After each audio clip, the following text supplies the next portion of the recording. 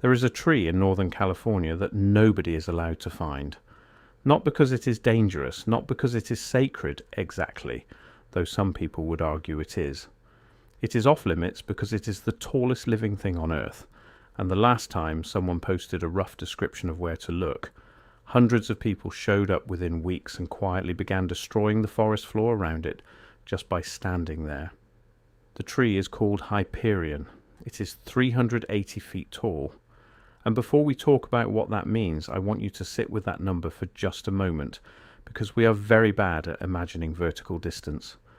380 feet is taller than the Statue of Liberty standing on her pedestal. It is taller than Big Ben.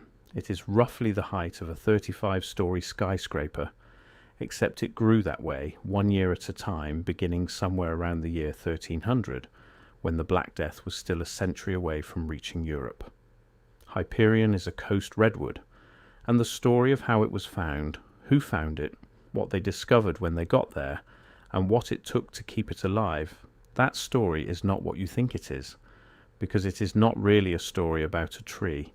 It is a story about what we almost lost, what we cannot see from the ground, and what the tallest living thing on the planet is quietly doing that nobody taught you in school. Stay with me. By the end of this, you will never look at a forest the same way again. To understand what Hyperion is, you first have to understand what coast redwoods are, and specifically, what they require to exist at all. They live in a strip of coastline roughly 450 miles long from the Oregon border down to the Santa Cruz Mountains south of San Francisco. The strip is narrow, in some places, only 30 miles wide. And within that strip, conditions have to be almost exactly right, the right soil, the right temperature range, and critically, the right fog. Redwoods do not just tolerate fog, they depend on it in a way that most plants cannot. On hot, dry summer days, when the ground moisture is depleted, a mature redwood will pull water directly from the air through its needles, a process called foliar uptake. Some researchers estimate that a full-grown redwood can absorb nearly half of its annual water this way, not from rain, not from rivers, from the coastal fog that rolls in off the Pacific each morning and gets tangled in the canopy.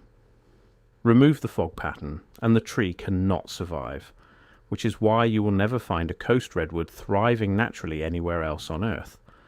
The strip of California coast that produces those specific fog conditions is the only place on the planet where Hyperion is biologically possible. That is already remarkable. But the fog story is just the beginning. In August of 2006, a man named Chris Atkins was moving through a remote section of Redwood National Park with a laser rangefinder and a set of obsessive field notes. He and his collaborator, Michael Taylor, had been systematically searching for tall trees, not as a casual hobby, but as a methodical project spanning years. They were cross-referencing topographic maps, satellite imagery, known growth patterns, and their own accumulated field experience to identify locations where the oldest, least disturbed groves might still stand. On August 25th, Atkins pointed his rangefinder at a tree and got a number that didn't seem right. 378 feet. Then, after adjustment, 380. He measured it again. Then again.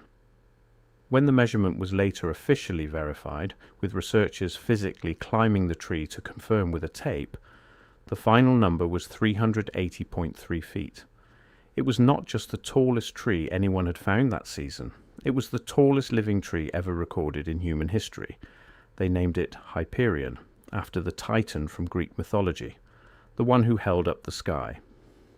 Now here is the detail that I find remarkable, and that almost nobody mentions when they tell this story.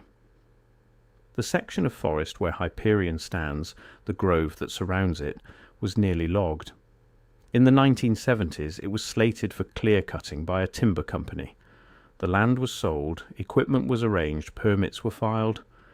The grove survived only because of a last-minute land expansion of Redwood National Park in 1978 that brought that specific parcel under federal protection at essentially the final moment. If the deal had gone differently, if the legislation had been delayed by a session, if the land negotiation had fallen through, Hyperion would have been cut down decades before anyone knew it existed, The tallest living thing on Earth would have become lumber, and no one would have noticed because no one knew to look. Let that sit for a second, because we are going to come back to the question of what we don't know is there. When Steve Sillett, a botanist at Humboldt State University, first began seriously studying the canopy of old-growth redwoods in the 1980s and 90s, the scientific consensus was that the upper canopy of a redwood was essentially empty. A trunk, some branches, needles.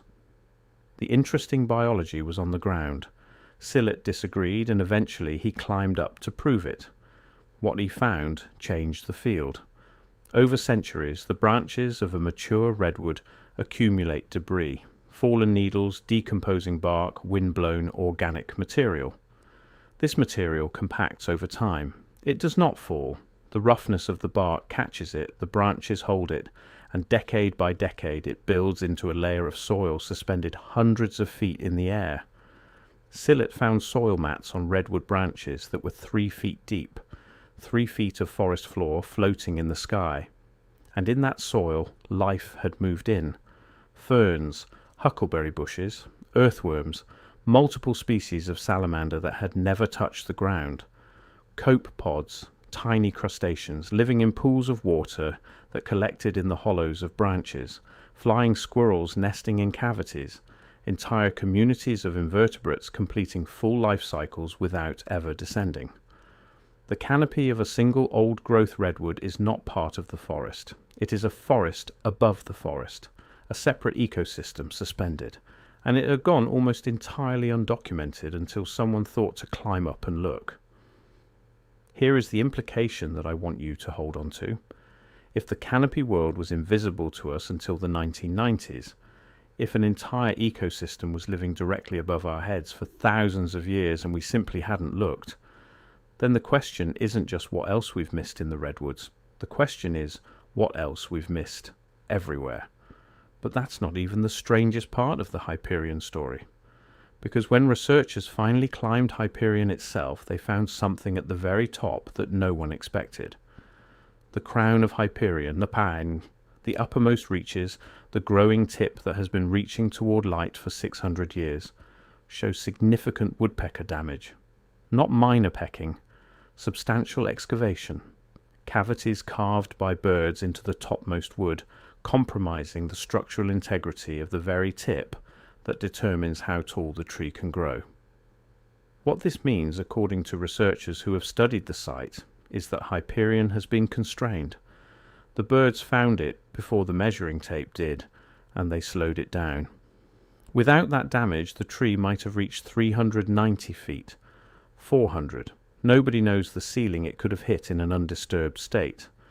The tallest tree on Earth was held back, and it is still the tallest tree on Earth now. Here is where the story turns in a direction most people don't follow. When Hyperion's location began circulating online, not the precise coordinates, just a general description of the region, the response was immediate. Hikers went looking, they posted photographs, they left trail markers, and within a few weeks park rangers documented something troubling around the general vicinity. Compacted soil, crushed vegetation, the specific kind of quiet destruction that happens when many people walk somewhere that wasn't designed for walking. Compacted soil around the base of a redwood is not a cosmetic problem. The root systems of coast redwoods are remarkably shallow for their height, typically only 6 to 10 feet deep, spread wide rather than going down.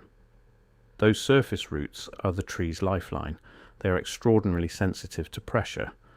1,000 people walking over the same patch of ground compresses the soil, reduces oxygen flow to the roots, and can, over time, kill a tree that survived 6 centuries of everything else the planet threw at it. The National Park Service made a deliberate decision. The exact location of Hyperion would not be published. Rangers were instructed not to confirm or deny reported locations. The tree's survival now depends, in part, on a kind of enforced obscurity, on most people not finding it. The tallest tree on Earth is being protected by the same wilderness that hid it for 600 years. And the decision to keep it hidden is not negligence. It is the most careful act of stewardship available.